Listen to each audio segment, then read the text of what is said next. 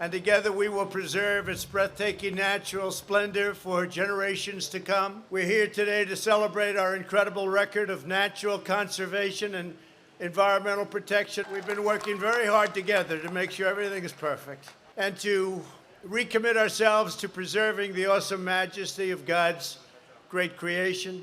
China, Russia, India, and many others, they don't have to clean up their lands, but we have to clean up ours. And that's what we have, and we right now have the cleanest air we've ever had in this country, let's say over the last 40 years. Because I assume 200 years ago was probably better. What do you think? To safeguard our stunning coastal areas, I signed legislation authorizing $100 million to fight the red tide and toxic algae, and to preserve the Everglades and defend Florida from catastrophic flooding. You know about the flooding. We spent a lot of money on flooding and a lot of money on hurricanes, and we've directed over $500 million to fix the Herbert Hoover Dike and Lake Okeechobee.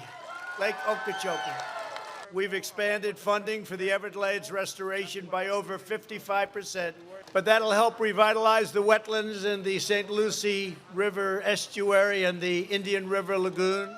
In a few moments, I will sign a presidential order extending the moratorium on offshore drilling on Florida's Gulf Coast and expanding it to Florida's Atlantic coast as well as the coasts of Georgia and South Carolina. We can take this step and the next step while remaining the #1 producer of oil and natural gas anywhere in the world. We're the largest producer now in the world by far. We're #1 in the world, and we are energy independent, which is a nice sound.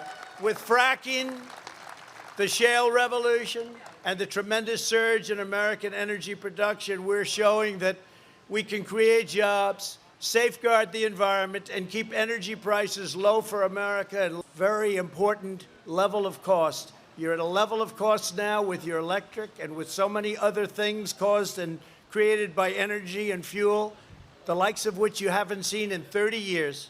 Last month, I signed the Great American Outdoors Act, the most significant investment in our national parks in over a century, since Teddy Roosevelt. Trump is the great environmentalist. You hear that, Ed? Through this legislation, we're providing nearly $10 billion for long-delayed maintenance projects in our national parks, and Florida's helped as much as anybody and maybe more. My administration has fully or partially cleaned up 61 EPA Superfund pollution sites that were rotting all over our country, far more than Obama and Biden, no matter how far you go back, more than any administration. Since my inauguration, we've recovered more endangered or threatened species than any other administration has accomplished in its first term. Earlier this year, I announced that the United States would join the 1 Trillion Trees Initiative. We already have 1 billion trees pledged to be planted, and it's moving very rapidly. We've opened land and expanded access to over 4 million acres of public lands for hunting and fishing, including over 200,000 acres in Florida. My sons will be very happy to hear that. My administration is focused on ensuring crystal clean air and water.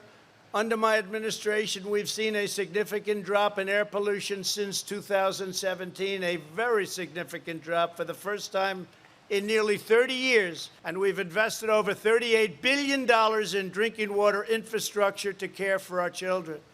I'm committed to ensuring the United States has the cleanest air and cleanest water on earth. We created the greatest economy in the history of our country, and then we had to close it up when the China plague came in. We closed it up.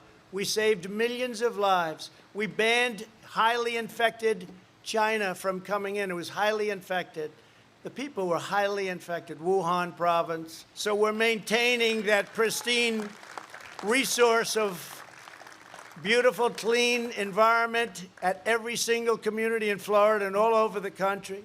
We'll always defend the Everglades, and we will always safeguard the magnificent Florida coastline. We'll expand access for fishermen and sportsmen.